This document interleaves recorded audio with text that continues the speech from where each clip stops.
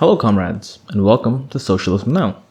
Today's text is "The strength of the small nations lies in their militant unity for freedom, independence, and socialism" by Enver Hoxha. The source of today's text is the 8 Nentori publishing house, and today's text is hosted on the Marxist Internet Archive. The link should be in the description or in the comments.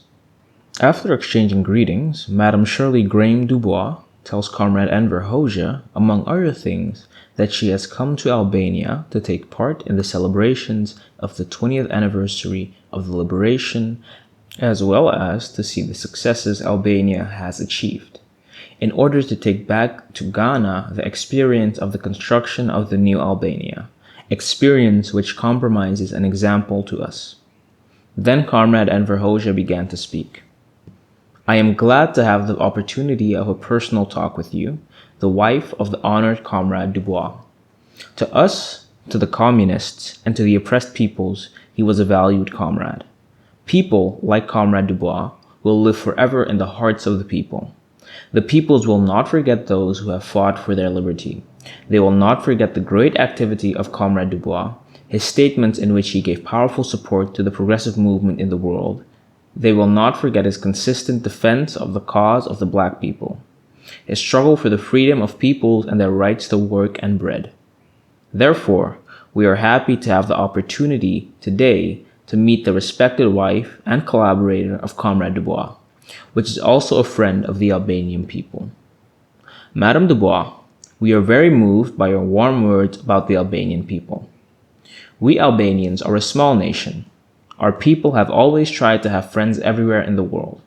Although small in number, our nation has never bowed in submission to enemies, has never tolerated slavery, but has fought throughout its existence against internal and foreign enemies who wanted to enslave it.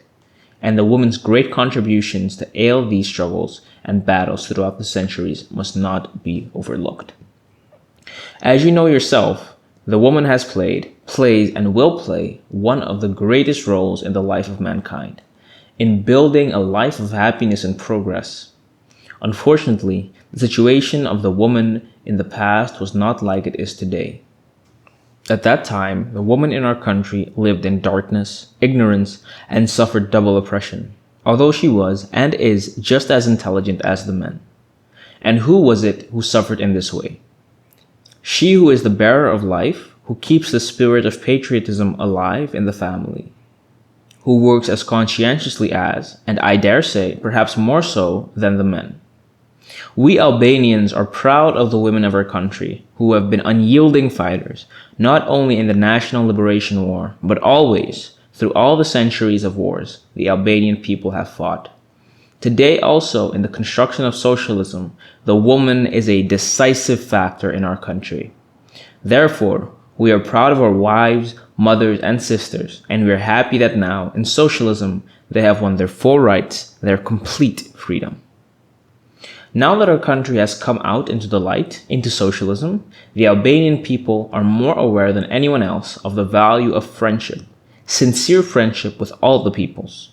We have sympathy for all the peoples, especially for the peoples of Africa, whose lot has been very similar to ours.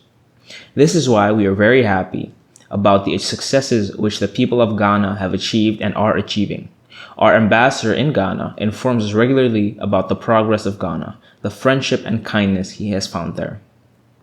After the guest from Ghana spoke enthusiastically about her impressions from her stay in the People's Republic of Albania and informed those present about the efforts and aims of the people of Ghana for the consolidation of their country's independence and social progress, Comrade Enver Hoxha went on.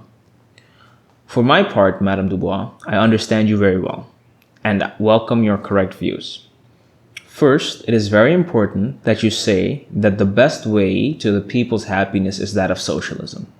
Second, it is also important that, when you speak of socialism, you have in mind those immortal ideas which lead the peoples on the road of socialism. That is, Marxism-Leninism. The Ghanaian people are trying to free themselves completely from the yoke of imperialism, to strengthen their country's freedom and independence, which is of major importance.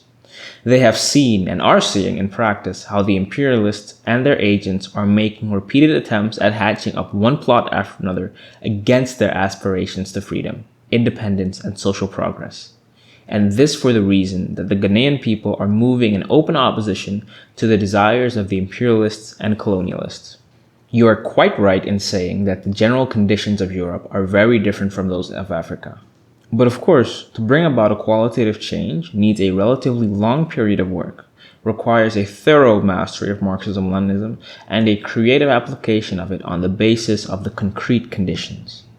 I want to tell you that when we began the National Liberation War, the social conditions in our country were more or less the same as those you told us about in Ghana. The just aims of our party touched the true feelings of the Albanian people. So they followed our party right through the Liberation War, and now too in the construction of socialism. In those conditions, when, like you now, we did not have a very developed proletariat, but mainly an oppressed, though heroic, peasantry, when we too were a semi-colony, when the bourgeois class had just begun to take shape, our party, with its clear program, carried the work on, liberated Albania, and set it on the road to socialism. Hence, in your country, too, there are the conditions and possibilities to achieve this goal, because the great ideas of socialism are spreading to all the continents and reaching all the peoples. The force of Marxism-Leninism is immense. Colonialism is being destroyed to its very foundations. Imperialism is experiencing a very grave crisis today. Hence, the conditions are favorable for socialism to triumph. Socialism will achieve successes everywhere, for the peoples want it, they dream about it, for it is linked with their feelings.